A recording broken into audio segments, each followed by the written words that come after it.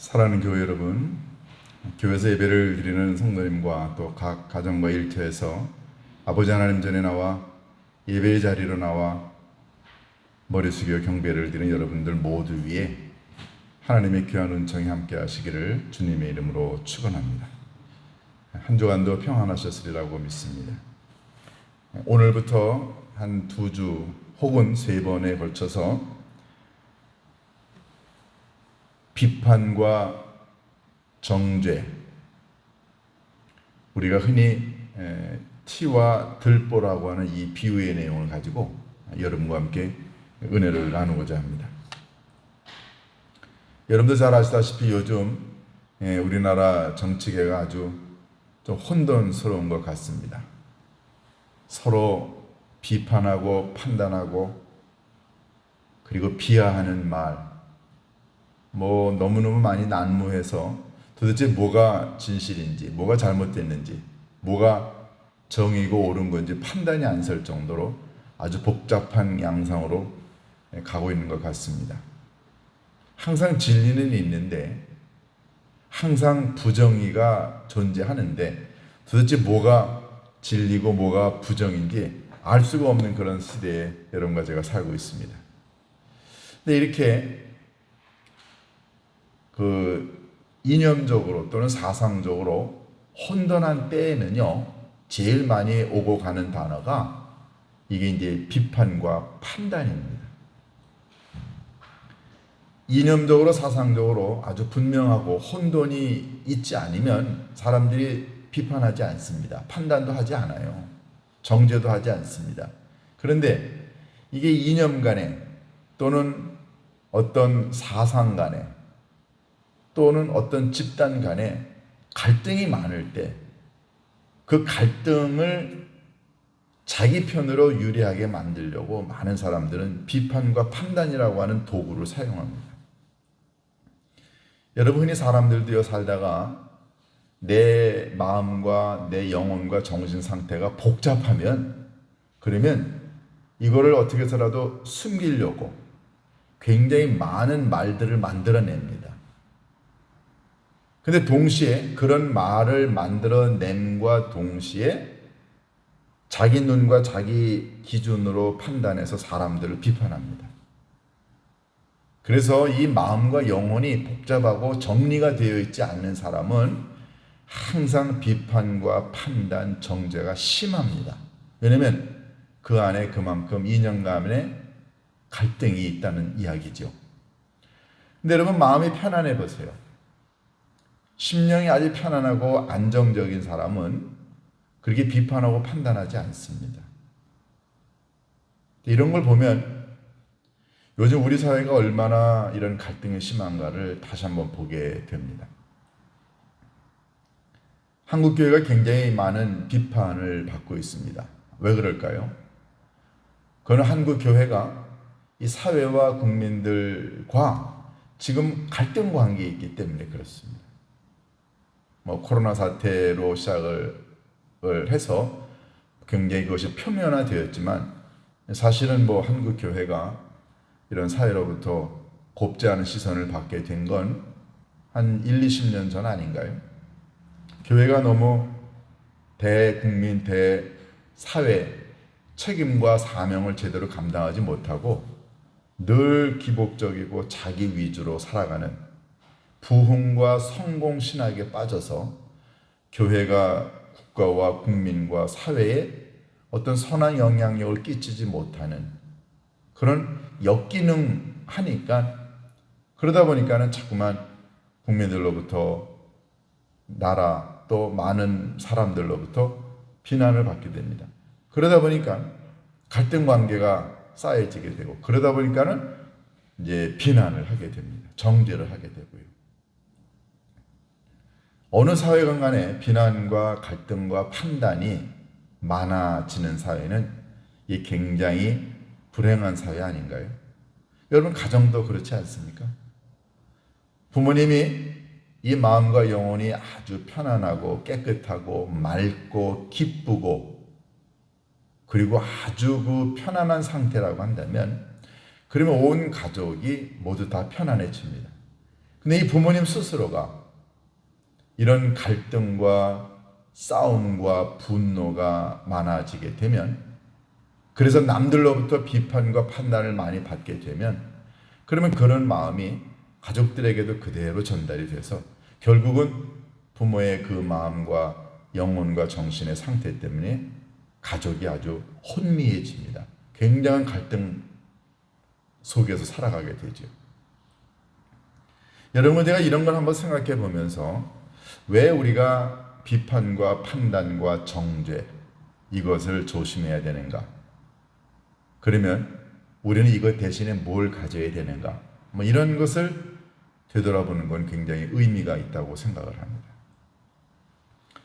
오늘 여러분과 함께 읽은 이 본문의 내용은 비판과 정죄에 관한 이야기고, 예수님이 그걸 설명하시려고 이제 눈 속에 있는 티와 들보라고 하는 비유를 들어서 말씀하셨어요. 그런데 이 비유를 여러분과 제가 정확하게 이해를 하려면 왜 예수님이 이 본문을 비유를 말씀하시게 되었는가에 대한 이유를 우리가 보아야 합니다. 이 비유를 말씀하시기 전에 예수님이 어떤 말씀을 하셨는가에 대한 이해가 있으면 이걸 더 잘 이해를 하게 됩니다. 우리가 읽지 않았지만 누가복음 6장 27절부터 36절에 보면은 예수님이 여러 말씀을 하십니다. 여러분 한번 성경 가지고 계시는 거 한번 펴보시겠어요? 요한복음 6장 27절부터 한번 볼까요? 27절부터 보면은 우리가 아주 잘 아는 익숙한 구절이 나옵니다.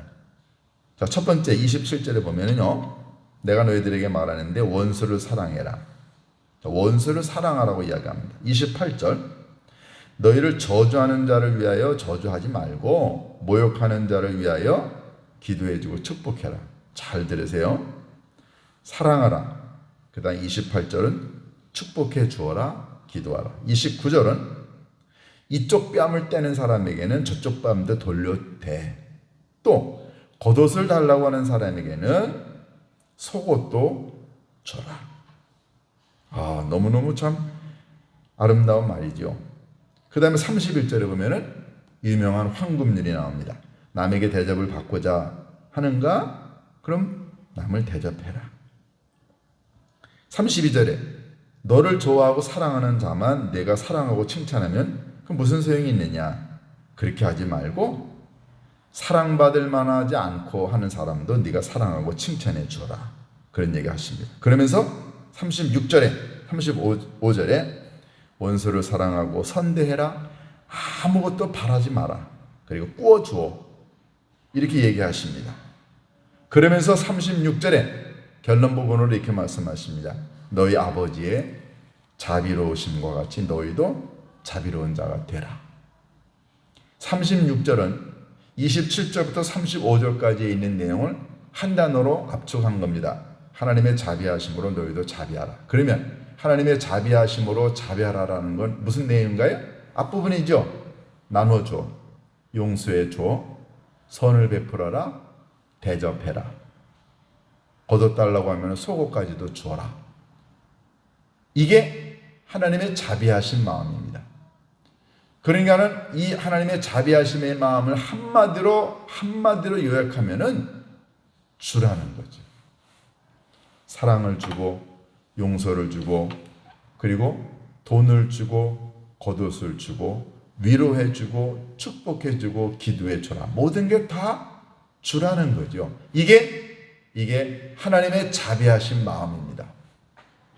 예수님이 이 얘기를 다 하시고 난 다음에 지금까지 말씀하신 하나님의 자비하심과는 정반대되는 얘기를 하세요.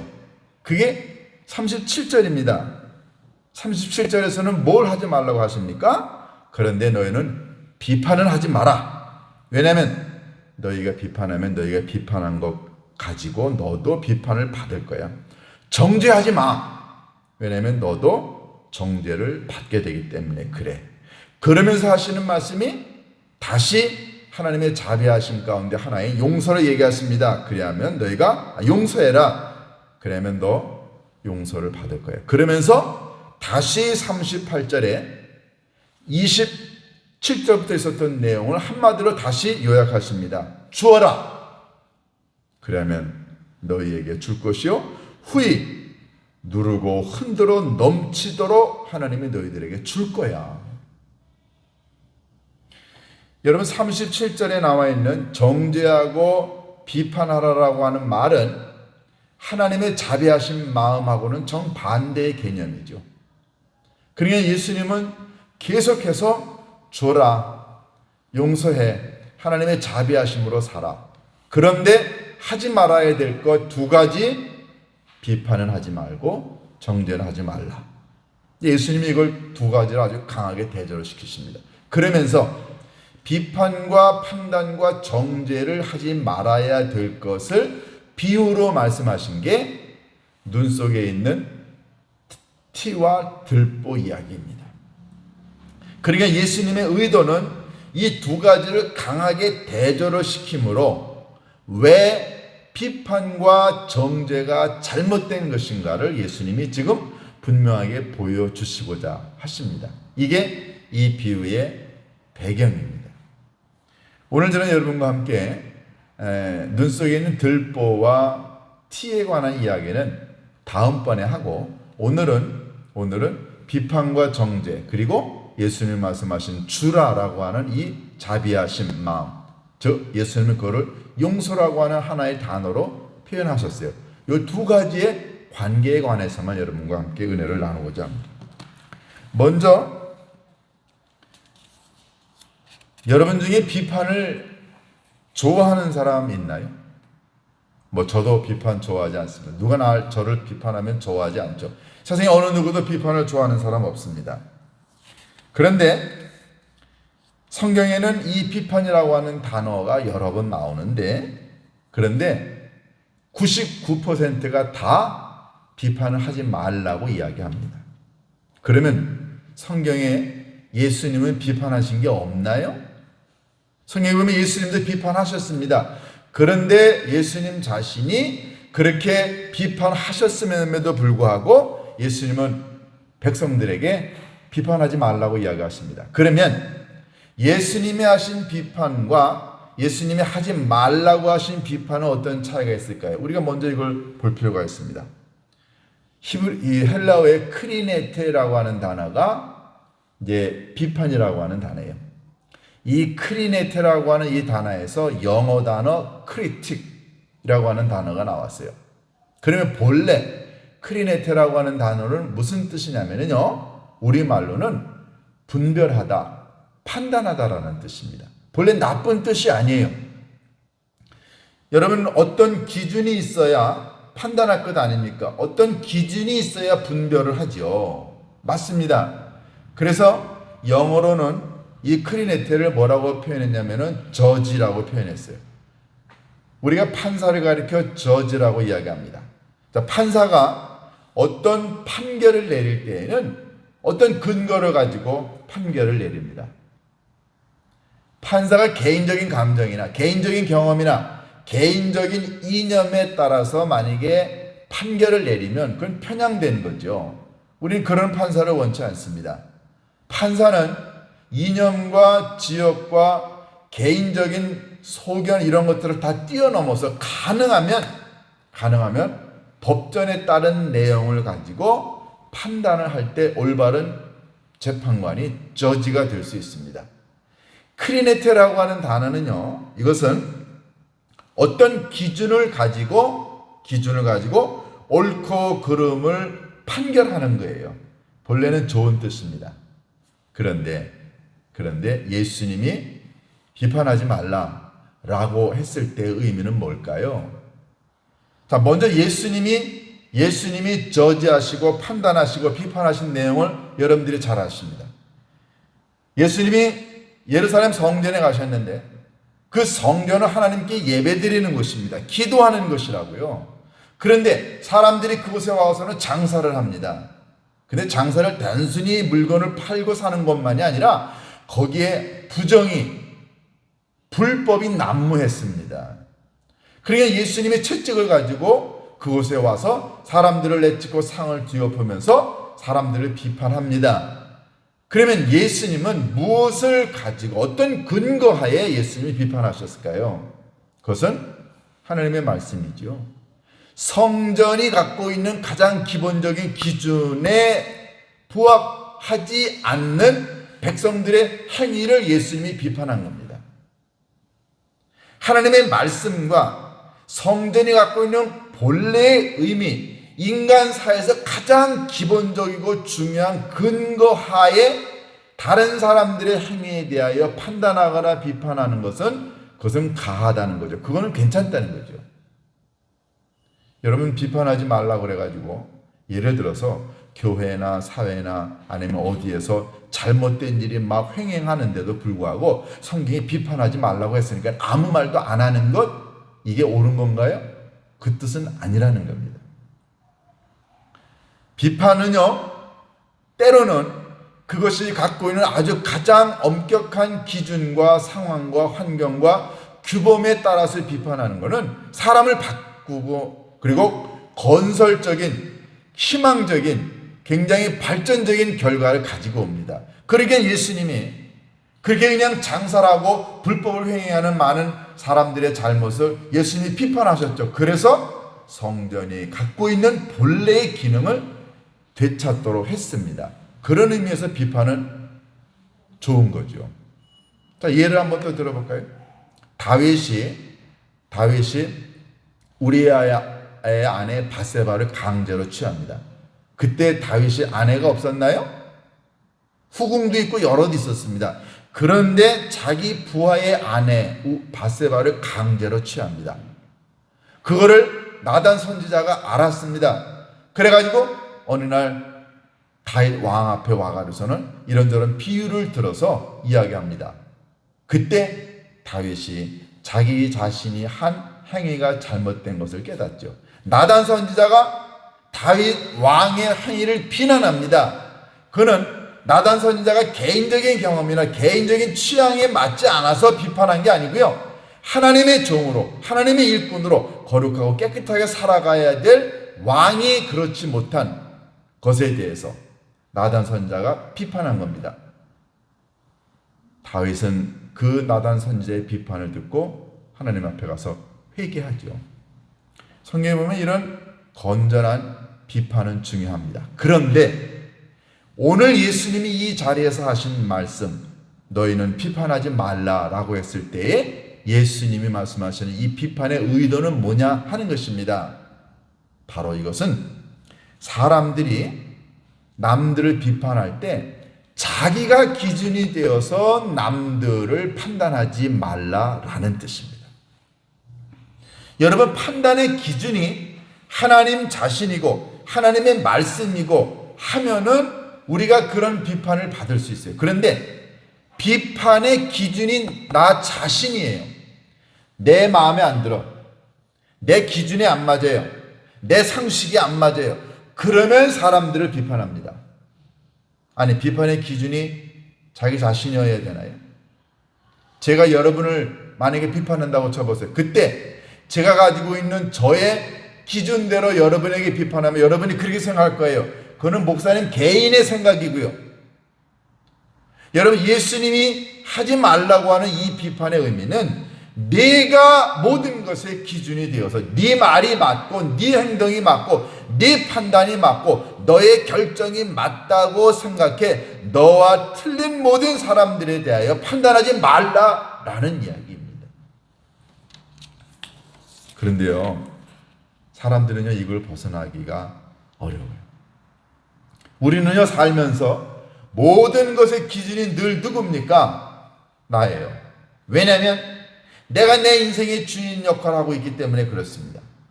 그런데 여러분, 반대로 여러분과 제 마음과 영혼 속에 나는 없고 내 안에 하나님의 말씀이, 하나님이 내 안을 꽉 차고 있으면, 그러면 나의 기준이 하나님이고 하나님의 말씀이라고 한다면, 그러면 그것을 따라서 우리가 판단할 텐데, 하나님이 계시지 않으니까, 하나님의 말씀이 없으니까 내 마음을 채우고 있는 건 나 자신이니까 자꾸만 나 자신이 기준이 되어서 다른 사람들을 판단합니다. 비판한다는 거죠. 여러분, 이게 얼마나 무서우냐고요. 하나님의 말씀과 하나님이 기준이 되어서 남들을 판단하고 비판한다고 한다면 그것은 너무너무 정당한 것이고 그걸 받는 사람은 바뀔 수 있습니다. 왜냐하면 하나님의 말씀이 기준이 되어서 그 사람에게 깨우치게 하기 때문에 그는 돌아올 가능성이 있어요. 그러나 우리들 자신이 기준이 되고 판단이 되고 내 경험과 내 이념이 기준이 되어서 하게 되면 다른 사람들은요 그걸 받아들이지 않습니다. 지금 정치권에서 오고 가는 수도 없이 많은 이런 고소 고발 사건이 다 비판과 판단이 뭐가 원인인가요? 나는 옳다는 거죠. 당신 틀렸어. 그러면 정죄란 뭔가요? 정죄는요, 이 비판은 자기가 기준이 된 거라고 한다면 정죄는 그걸 한 단계 더 뛰어넘어 가지고 자기가 하나님이 되어가서는 다른 사람들을 심판하는 거예요. 그러니까는 비판보다 정죄가 조금 더 율법적인 거죠. 뭐 비판이나 또는 정죄나 같은 의미로 많이 쓰이기도 하지만 정죄는 한 단계 더 올라가서 하나님의 말씀이나 이런 것들 율법을 자기가 하나님이 되고 자기가 율법을 완벽하게 지키는 사람이 되어서 남들에 대하여 판단하는 걸 가리켜 정죄라고 합니다. 예수님은 그런 비판과 정죄를 하지 말라는 거예요. 자, 그러면 예수님은 왜 비판과 판단을 정죄를 사람들에게 하지 말라고 그랬을까요? 제가 이제 몇 가지 이야기를 할 테니 여러분 한번 잘 들어보세요. 여러분이 누군가를 자꾸만 비판하고 판단하고 정죄하게 되면 그 사람이 어떻게 될까요? 첫 번째, 그 사람이요 죽습니다. 사람이 누군가로부터 계속해서 비판을 받고 판단을 받고 정죄를 받고 비난을 받으면 그 사람의 영혼은 죽습니다. 왜냐면요, 내가 기준이 되고 내가 모든 것에 올바른 근원이 되어서 나를 기준으로 해서 자꾸만 사람들을 비난하게 되면 비판하게 되면 그걸 듣는 사람은요 점점 자기도 모르는 사이에 나는 형편없는 사람이고 나는 값어치 없는 사람이고 나는 의미 없는 사람이고 나는 쓸모없는 사람이라고 하는 생각을 갖게 됩니다. 예를 들어서 한 집안에 자식이 있어요. 근데 부모가 생각하기에 이 자식이 공부도 못해 사고만 맨날 쳐. 도대체가 부모님의 마음에 들지 않아요. 부모님은 그렇게 살지 않았어요. 부모님은 공부도 잘했어요. 부모님은 사고도 치지 않았어. 그런데 자기네가 난 자식이지만 도대체가 이해가 되지 않아요. 그래가지고 부모님이 날선 비판과 판단과 정죄를 계속해서 자식에게 합니다. 여러분, 자식은요, 사람은 살아있는 유기체입니다. 죽어있는 존재가 아니라고요. 사람은 자꾸만 말을 듣게 되고 표현을 듣게 되고 행동을 보게 되면 거기에 결정적인 영향을 받게 되어 있어요. 그런데 이 부모가 끊임없이 자식에게 비판과 판단과 정죄를 하게 되면 자식은 자기도 모르는 사이에 영혼과 정서와 감정과 마음이 상처를 받아서 결국은 썩어 죽게 되어 있습니다. 그러니까는 비판과 판단과 정죄는 사람을 죽임과 동시에 두 번째는요, 그 사람과 모든 관계를 끊게 만듭니다. 여러분이 누군가로부터 비판과 판단을 자꾸만 받게 되면 여러분 그 사람하고 같이 지내겠어요? 가까이 하고 싶지 않습니다. 내가 그 사람 곁에만 가면 또 끄집어내가지고 나를 비판하고 판단할 텐데 내가 왜 그 사람한테 갑니까? 안 갑니다. 점점점 말은 안 하지만 이미 마음은, 생각은 그 사람하고 멀어지는 거죠. 본인은 그 사람을 죽이는 것과 마찬가지지만 두 번째는 그 사람과 나와의 관계가 이제 단절이 되는 거예요. 부모님으로부터 계속 비판을 받고 비난을 받고 정죄를 받은 자식이 집을 떠나지는 못하지만 그래서 집안에서 같이 부모님과 살지만 이미 마음에 상처를 받았고 이미 마음에 절망을 경험했고 그렇기 때문에 그런 아이들은 부모님과 관계가 단절이 됩니다. 문 걸어 잠그고 부모님하고 대화하지 않고 컴퓨터나 게임하고요. 결국 그렇게 영혼과 마음의 상처를 받고 죽어가는 그 자식이 이 세상에 나가서 어떤 존재가 되나요? 세 번째, 여러분 비판과 판단과 정죄를 하게 되면은 내 영혼이 죽어간다는 사실도 우리가 알아야 됩니다. 그걸 받는 존재만 죽어가는 게 아니라요, 그걸 말하는 나도 죽어갑니다. 왜냐하면 비판은요, 판단은 예수님처럼 하나님의 말씀과 정의에 입각해서 하는 비판이 아니라면 내가 기준이 되어서 하게 되면 내가 최고라고 하는 생각을 갖는 거예요. 나는 옳아, 나는 최고야, 이런 생각을 가지고 하지만 비판과 판단과 정죄는 그 안에 독이 담겨져 있습니다. 이 독을 내뿜으면 결국 그 독을 내뿜는 사람의 귀와 영혼 속에도 그 독이 영향을 미쳐서 결국은 말하는, 불평하고 불만하고 비판하고 정죄하는 나 자신의 영혼도 죽어갑니다. 무서운 이야기죠. 여러분 보세요. 얼마 전에 야권의 어느 대통령 후보가 나와가지고 나를 국회에서 불러라, 내가 잘못했느냐, 그걸 딱 듣고 난 다음에 여당에서 뭐라고 그랬어요? 저렇게 분노를 갖고 있는 사람이 대통령이 되면 어떻게 되느냐. 저도 그 인터뷰를 보고서는 섬찟했어요. 여러분, 분노를 표출하는 사람입니다. 여러분, 사람들이 분노를 표출한다는 말은 무슨 뜻이냐면은 그것은 나를 방어하기 위해서 어떤 말을 하는 건데요, 나를 방어하려면 뭘 해야 됩니까? 너는 잘했냐? 남들 비판하고 판단하고 정죄합니다.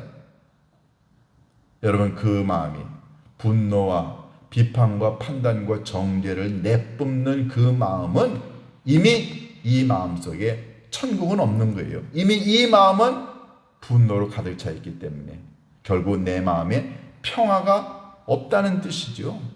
마음의 안정이 없다는 뜻입니다. 마지막으로 예수님이 이 비판과 정죄를 하지 말라라고 하신 의미는 뭐냐면요, 언젠가 내가 한 비판과 정죄로 내가 그걸 당할 수 있기 때문에 그렇다는 거죠. 예수님 여러 차례 이 말씀하셨습니다. 여러분, 사람은요, 누군가로부터 공격을 받게 되면 그때는 공격을 당해서 상처를 받아서 움츠려드는 것 같지만 언젠가 이 사람은 움켜진 상태에서 칼을 갑니다. 너 나한테 그렇게 비판했어? 네가 나를 판단했다고? 내가 나를 그렇게 정죄했어? 너 한번 언제 너 잘 되나 한번 보자. 너 잘못하기만 해봐. 그때는 내가 가만 안 놔둔다. 칼을 갑니다. 결국 그가 행한 비판과 정죄 똑같이 언젠가 그가 당합니다. 제가 말씀드린 이런 내용들이 일반적으로 비판과 판단과 정죄가 가지고 오는 아주 부정적인 거죠. 그래서 예수님 이걸 하지 말라고 이야기하신 겁니다. 자, 그런데 반대로 예수님이 뭘 하라고 그러셨어요? 이제 37절 하반절에 나옵니다. 용서하라. 그리하면 너희가 용서를 받을 것이다. 38절에 주어 후히 주어라. 뭘 주라는 거예요? 용서를 주라는 거죠. 여러분, 비판과 판단과 정죄는 주는 게 아니고 사람을 죽이는 겁니다. 그런데 예수님은 그 비판과 판단과 정죄로 사람을 죽이고 관계를 깨트리지 말고 용서를 줘라. 그러면 왜 예수님은 비판과 판단 대신에 용서를 주라고 하셨을까요? 첫 번째, 용서는요, 다른 사람을 살리는 겁니다. 용서는 사람을 일으켜 세우죠. 가늠하다 현장에서 잡혀온 여인을 가운데다 놓고 유대인들은 다 비판과 판단과 정죄의 돌을 들었습니다. 만약에 예수님이 계시지 않은 상태에서 이 여인이 돌을 맞아서 사람들이 던진 비판과 비판과 판단과 정죄의 돌을 맞았다고 한다면 이 여인은 그냥 죽는 거예요. 회복하고 돌아오고 새 사람이 될 기회가 없었죠. 그런데 예수님 오셔서 이야기하십니다. 너희 가운데 죄 없는 자가 돌을 들어라. 만약에 비판과 판단과 정죄만 남았다면 이 여인의 인생은 끝입니다. 기회도 없는 거예요. 영혼의 구원도 존재하지 않습니다. 그런데 용서는 이 사람에게 기회를 주는 거죠. 다시 일어설 수 있는 가능성을 열어두는 것입니다. 그러니까 예수님은 끊임없이 용서를 주어라. 내가 비판과 정죄를 하게 되면은 그 사람을 죽이지만 그 사람에게 기회를 박탈하는 거지만 내가 용서를 주면 그가 다시 일어날 수 있는 기회를 얻게 되리라. 그래서 용서는 타인에게 기회를 주고 타인을 세우고 타인을 살리고, 그리고 용서는 그 용서를 해준 사람과 관계를 회복하게 만듭니다. 그러니까 자식이 잘못할 수 있고 실수할 수 있지만 마음이 아프지만 그래도 부모가 자식을 용서하고 기다리고 기회를 주면 언젠가 자식이 다시 되살아날 수 있는 그런 가능성이 있겠죠. 용서는 그래서 아름다운 것입니다. 예수님은 한 번도 죄를 용납하신 적은 없어요. 그러나 예수님은 죄인은 항상 용납하셨습니다. 그래서 예수님은 늘 기회를 주고 싶어 하셨어요. 사랑하는 교회 여러분, 우리가 이 땅에 살아가는 동안에 우리의 마음을 비우고 그리고 이 마음을 하나님의 마음으로 채우면 우리 비판과 정죄 대신에 용서를 할 수 있습니다. 근데 이 우리의 마음속에 하나님이 계시지 않으니까, 하나님의 마음이 없으니까 자꾸만 내가 기준이 되어서 내 판단대로 정죄하고 그리고 비판합니다. 그러나 내 마음속에 하나님의 마음이 들어가 있으면 우리요 비판과 정죄 대신에 용서를 베풀 수 있습니다. 여러분의 마음속에는 뭐가 있나요? 여러분이 기준이 되어서 혹시 비판하고 판단하고 정죄하지 않나요? 만약에 우리 마음속에 하나님의 마음이 담겨져 있으면 비판과 판단을 내려놓고 용서의 사람이 될 줄로 믿습니다. 이런 마음으로 한 주간 동안 살아가는 우리가 되기를 주님의 이름으로 축원합니다. 기도하십니다. 아버지 하나님, 살면서 왜 용서가 어려웠을까요? 판단하고 비판하고 정죄하는 건 쉬웠습니다. 왜냐하면 그것은 내가 기준이 되고 내가 주인이 되었기 때문에 아무 때나 할 수 있었습니다. 그러나 아버지 하나님의 마음이 내 안에 없었기 때문에 우리는 용서하기가 너무 어려웠습니다. 하나님, 비판과 판단과 정죄는 사람을 죽이는 것이지만 용서는 사람을 살리는 길임을 믿습니다. 아버지 하나님, 주님의 마음, 하나님의 마음으로 살아가는 우리 모두가 되게 주님 인도하여 주옵소서. 예수님의 이름으로 기도하옵나이다.